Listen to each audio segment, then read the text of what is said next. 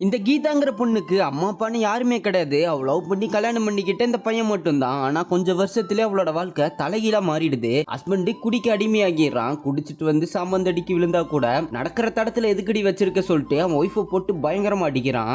இவங்களுக்கு 8 வயசுல ஒரு பையன் இருக்கான். இந்த பையன் வாயை திறந்து ஒரு வார்த்தை கூட பேச மாட்டான். அவன் அம்மாவும் ஸ்லைட்ல அம்மான்னு எழுதி கொடுத்து சொல்றாங்க. அந்த பையனால அம்மாங்கிற வார்த்தை கூட சொல்ல முடிய மாட்டேங்குது. அப்பன்னு பார்த்து கரெக்டா குடிகார புருஷனு வந்துடுறான். அம்மானு எழுதுனது அழிச்சிட்டு அப்பான்னு எழுதி இதை சொல்றான்னு சொல்ல அதை பார்த்து அந்த பையனும் சிரிக்க ஆரம்பிச்சாரான். இதை பத்தி கட்டி பிடிக்கலான்னு போக அந்த பையன் தெரியாதனமா எட்டி உதைக்க பெத்த பையனு சொல்லக்கூடாத வார்த்தையை சொல்லி போட்டு பயங்கரமா அடிக்கிறான். கீதாவும் தன்னோட வாழ்க்கை எப்படி நாசமா போச்சுன்னு ஃபீல் பண்ணதுனால இல்ல, அடுத்த நாள் புருஷங்கார வீட்டுக்குள்ளேயே உட்காந்து சர்க்க போட்டுட்டு இருக்க பொண்டாட்டியை பார்த்து பெத்து வச்சிருக்கே ஒரு ஊமை பையன் எப்ப பாரு பேம்பன்னு சொல்லிட்டு இருக்கான். உங்களெல்லாம் பார்த்தாலே பிடிக்க மாட்டேன்னு சொல்லிட்டு கத்திட்டு இருப்பான். அப்பன்னு பார்த்து 2 பேர் வீட்டுக்குள்ள வந்து புருஷகாரனை போட்டு செம்மாட்டி அடிக்கிறானுங்க.